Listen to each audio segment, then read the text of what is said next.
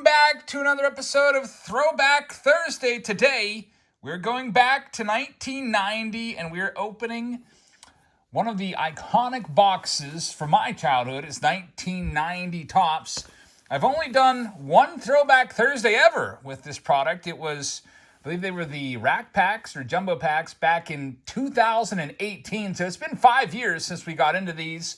We did do a live stream in 2021 when we cracked open the whole case of these, looking for quite possibly the best error card ever in some people's opinions. It's the Frank Thomas no name on front error card.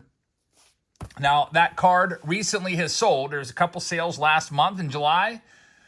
There is a BGS 8 that sold for $12,850, and there was a PSA 6, which sold for $7,300. So if we can find it fresh out of the pack and maybe get a PSA 9 on it, sky's the limit for that card. Might be a $20,000 plus card. It is extremely hard to pull. I've never seen it pulled anywhere, ever.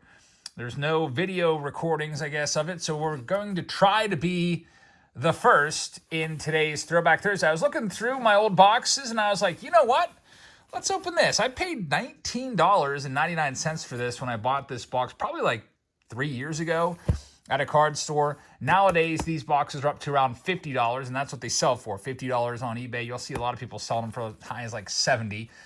So let's go ahead and get into it. Ken Griffey Jr. on the front of the box, which is pretty awesome.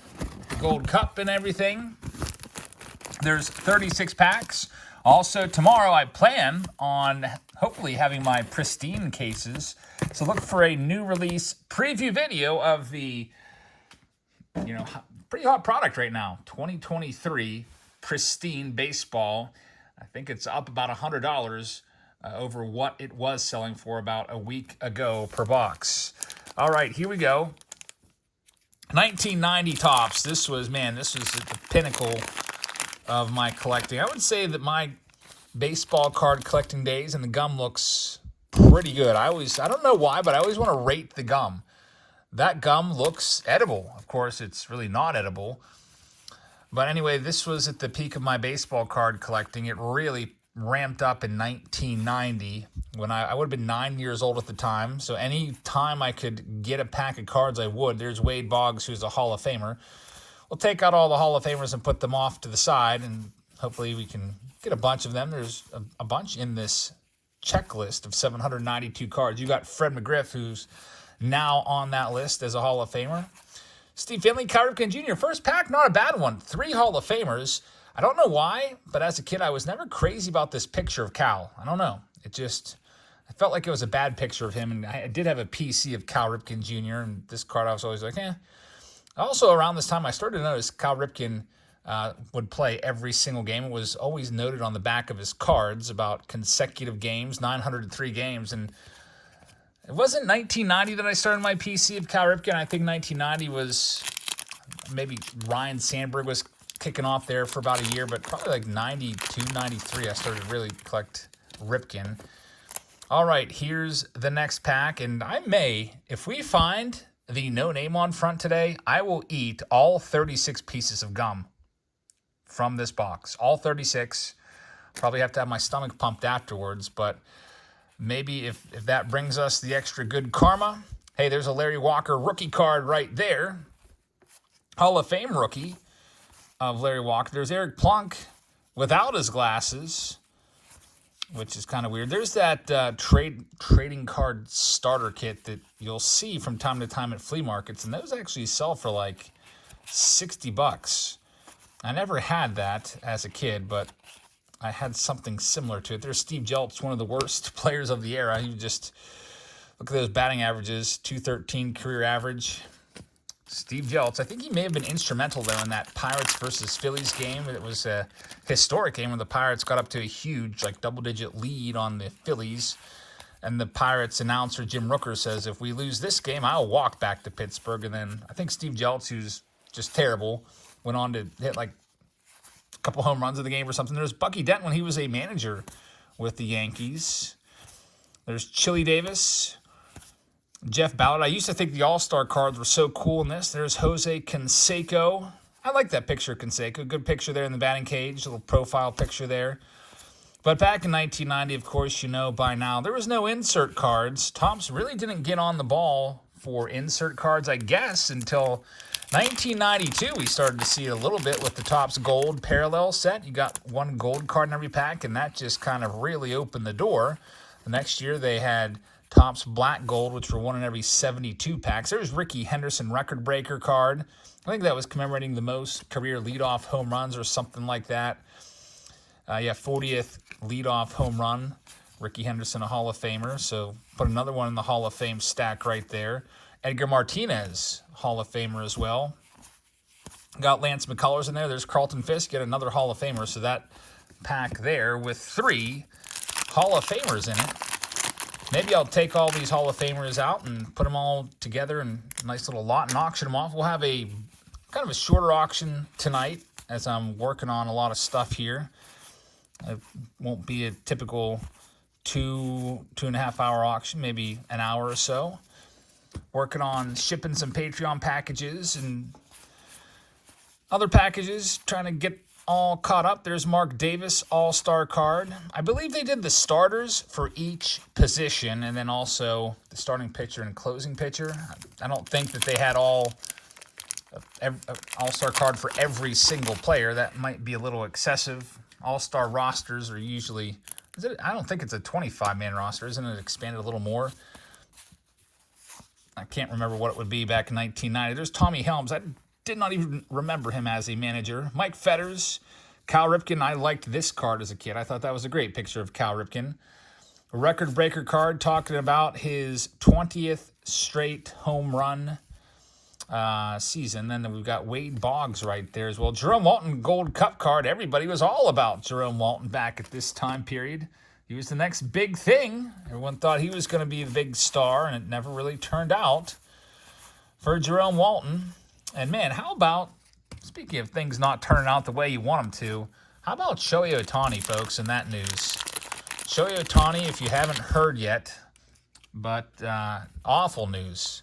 He has torn his UCL, which is a tendon in your elbow. It's his pitching elbow. So there's Carlton Fisk. It looks like he might be done. He's definitely done pitching-wise for the rest of the year. He's not going to pitch anymore. And this will be his second Tommy John surgery. As you remember, he missed all of, 2019 pitching-wise. He still batted, but he wasn't quite as good of a hitter in 2019. I think he was still decent, but nowhere near what he is now. The bad news about that is just so many different things. He's going to lose a whole bunch of money because now there's a lot of uncertainty going forward. He's going to be a free agent in just, a month and a half. There's Greg Maddux, Hall of Famer right there. And he would have probably commanded a contract over $500 million. And that would be him being paid as a pitcher, star pitcher, and a star hitter. But now the star pitcher aspect is, up in the air. Who knows if he's going to be as effective. There are some pitchers that have come back from 2 Tommy John surgeries, like Jameson Taillon and Nathan Eovaldi. There's Tony Gwynn. I used to love Tony Gwynn. I think it might be because I almost caught his foul ball when I was probably right around this time. Let's see what we can find in this next one. There's a little piece of gum there. Went right over my head. Got David Wells, Julio Franco right there. Sammy Sosa rookie card, which that was a big card back in 1998 with the home run chase. Sammy Sosa. Do you remember Mark McGwire and Sammy Sosa's home run chase? Of course you do if you're a big baseball fan, but they both would go on to break Roger Maris's single season record of 61 home runs, and McGwire's rookie card would get up to over $200, $250 or so in Beckett Magazine, and now you can buy that card for a fraction of that price. A second Sammy Sosa, back-to-back packs yielding a Sammy Sosa. So what we're looking for, the Sammy Sosa, it might be about $1 card nowadays, but we're looking for the Frank Thomas, and we're looking for it with the no name on front. So basically, it'll have a box there, and the name will be blank. you have not found it yet, also Kurt Schilling, I think, is the indicator for that card. Here's the next pack up. We have another checklist card, which, as a kid, I used to hate them. I never would check them off. I wasn't really a set builder until 1993. I didn't ever put my first set together until then. There's Ryan Sandberg, who is a Hall of Famer. Of course, you know that by now. Mark Davidson, Sparky Anderson is a Hall of Famer, and so is Frank Robinson. As well, a couple manager cards right there. There's another piece of gum. Will I have to eat 36 pieces of gum? I am collecting it over here in the wrappers, just in case that Frank Thomas comes out with the no name on front. The offer only stands if it's the no name on front. I really like the Nolan Ryan commemorative series here of 5,000 strikeouts, where they put a picture of him from all his different franchises.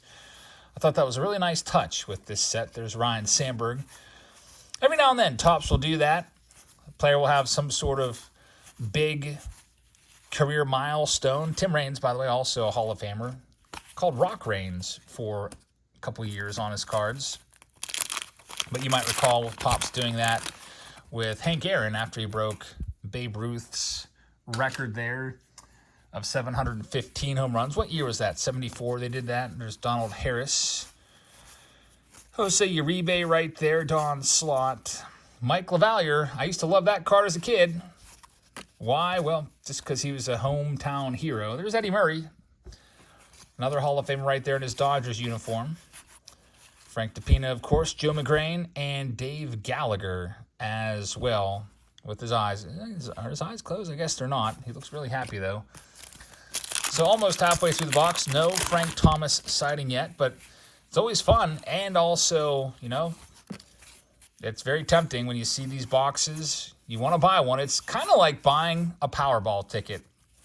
I wouldn't even equate this to a lottery ticket. You know what you're going to get. You're going to get a nice stack of Hall of Famers. You'll probably get a Frank Thomas rookie card, a Sammy Sosa rookie as well, and Larry Walker, and all your base cards. But it's like buying a Powerball ticket, because when you buy a Powerball ticket, you think, well, I don't have much of a chance, but I have a very small chance. It's Jack Morris. That's how I feel with this. Out there somewhere, there's got to be more boxes with Frank Thomas, no name on front, just sitting in it somewhere. Who still has those boxes? I don't know. It'd be really cool if one of these was one of them. Here's this next pack. Good old 90 Topps. Love the smell of these. These cards have been kept in fantastic shape. Still smells just the way I remember as a 9-year-old kid opening these up back in the spring of 1990. And actually, back in 1990, they used to get these sets out before New Year's Day. I remember having these in my Christmas stocking. Like the new release, Topps would get on the ball, get all the stats, and get all the cards printed off right before Christmas, which was, I guess, pretty smart. Get a lot of sales that way. Nowadays, for as long as I've been back into the hobby, there's our second Fred McGriff.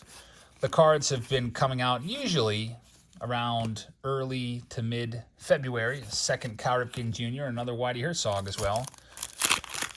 Here we go with this next one. There's good old Steve Jeltz once again, another piece of gum. I may sample a piece of that gum regardless if we find the Frank or not. There's my buddy, John Wathen, who was almost a meme on the channel, or was, back around the infamous 1981 Donruss box opening. Nolan Ryan's right there. Great card. Nolan Ryan, the Ryan Express.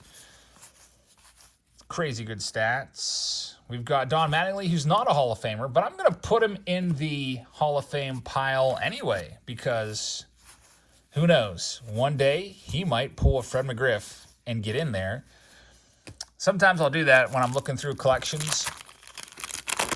A lot of times, like, if I buy a collection of commons, I'll look through it and search for the decent rookies and Hall of Famers. And if I see somebody like Don Mattingly, you got to take Don Mattingly out. His cards are actually worth more than a lot of the Hall of Famers. John Smoltz. Smoltzy right there. Second-year card. Topps baseball hat. Wonder if any of those still exist. There's George Brett. Very, very intense. Almost as intense as after the Pine Tar incident there. And what was that, 1984? Bo Jackson, not a Hall of Famer. Never will be a Hall of Famer. But you know what? His cards are worth more than a lot of the Hall of Famers you'll find in 1990 Topps.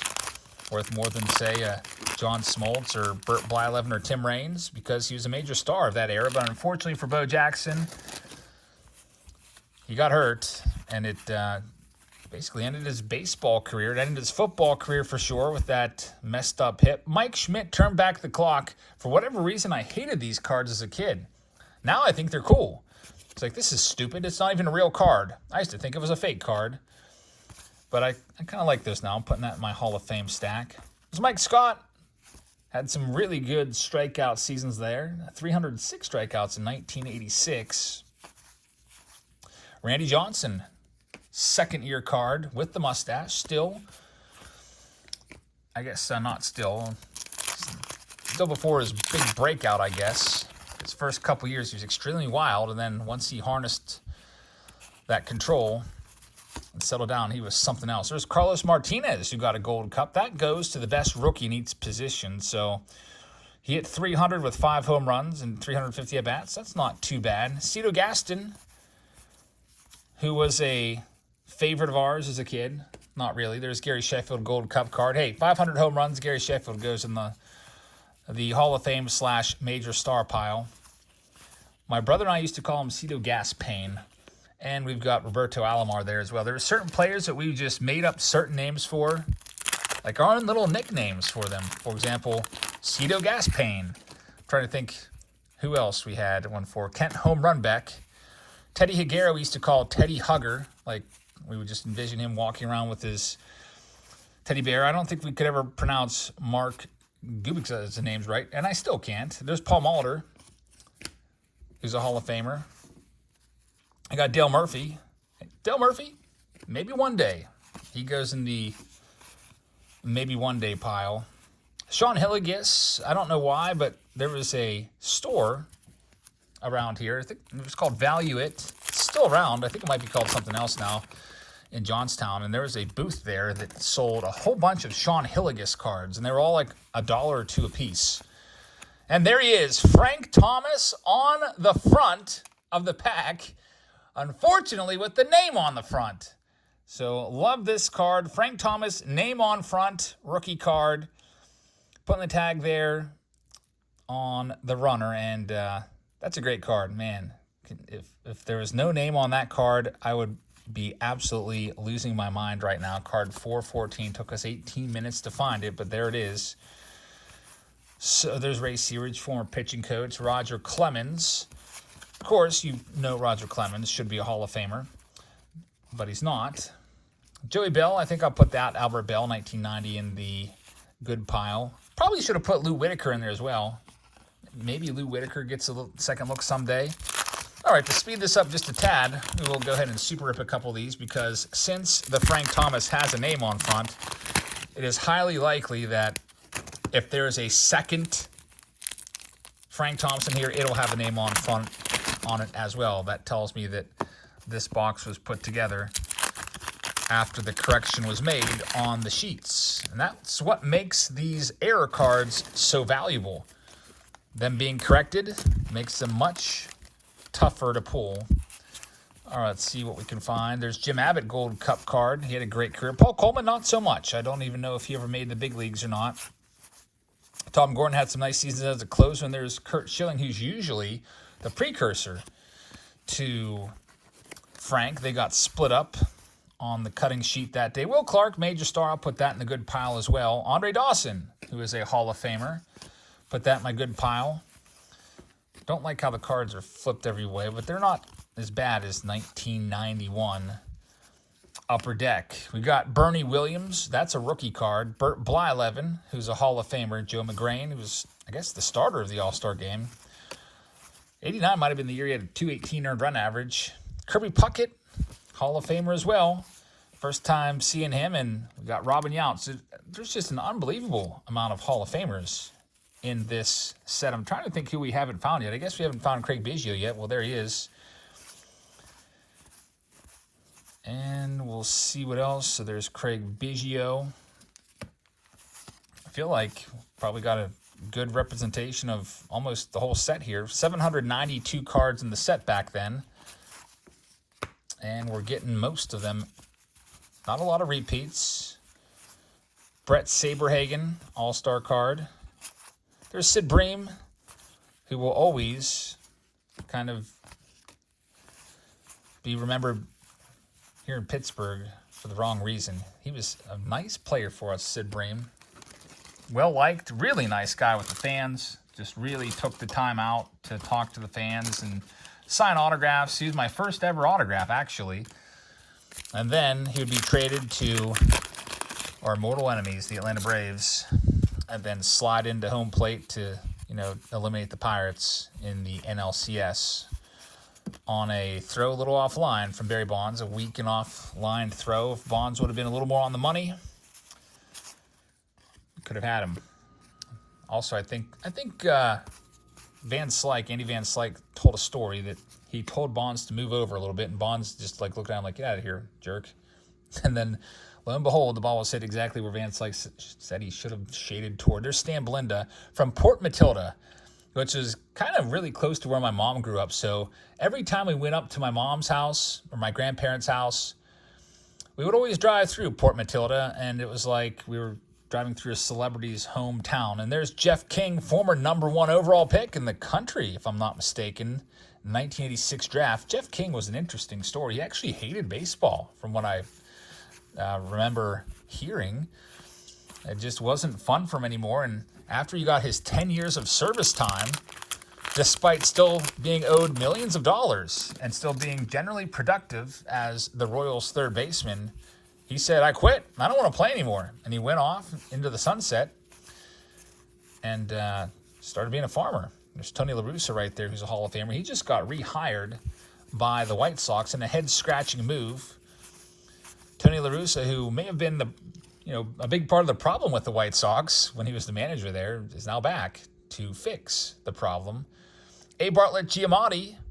We always liked this card as a kid, and kind of a bittersweet, sad card, because Giamatti, his big claim to fame was he's the commissioner. He was only commissioner for a short time, I think less than a year. It should say on the back.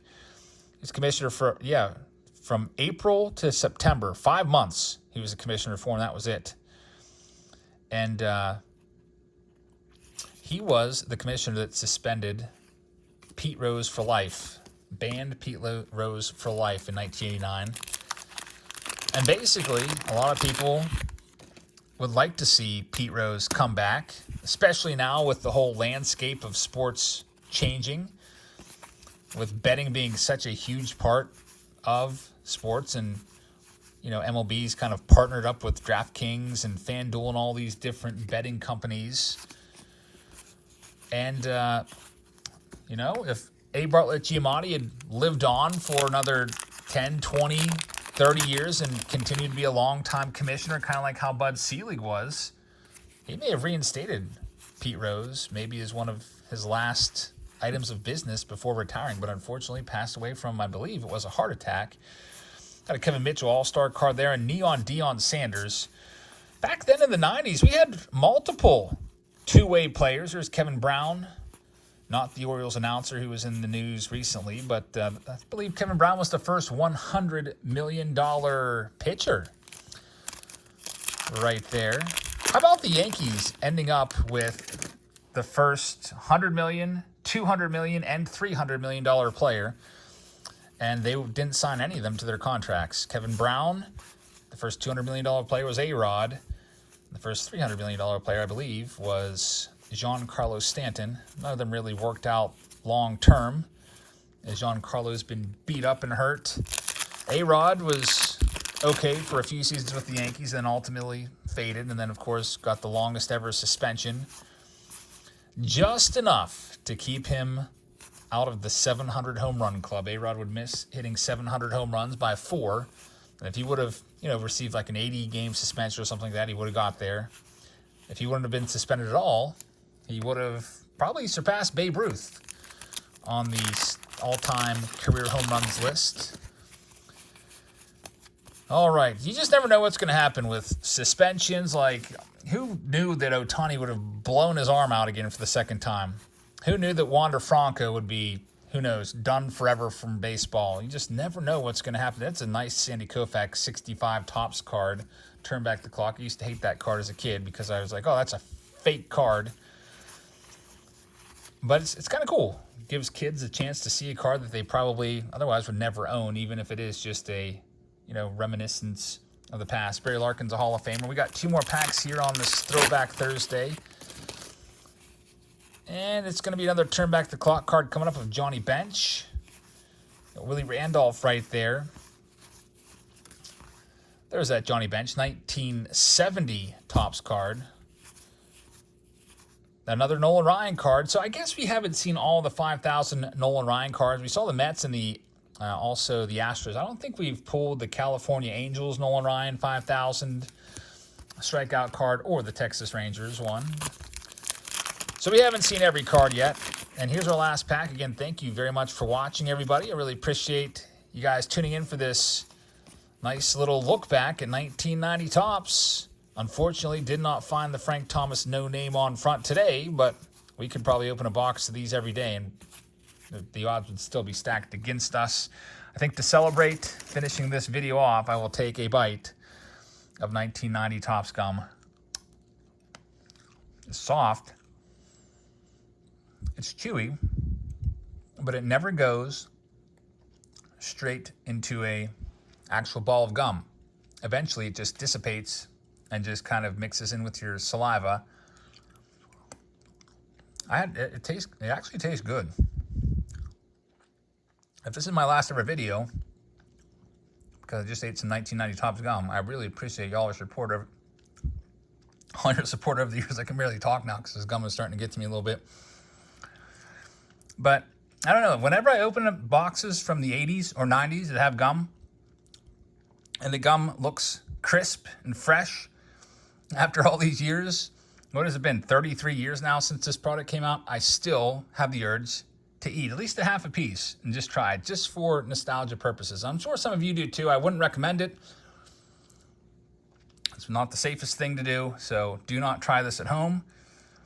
But I figure that I'm just probably going to eat like all 36 pieces of these right now. So thank you very much for watching, everybody. I hope you guys have a fantastic rest of your Thursday evening. Check us out for our live auction. We'll be live a little bit later tonight. It'll be primarily members only time for a lion's share of that, because it will be a shorter auction as I have some other stuff going on here. I'm working on Patreon packages right now. I'm working on the 99s. They're half done. I'd like to finish all those up tonight so I can get those in the mail tomorrow, and then start working on the 26s and trying to get those out this weekend or at the latest on Monday. So thank you very much for watching. I hope you guys have a great rest of your Thursday, and I will see you in the live stream auction in just a little bit. Good night, everybody.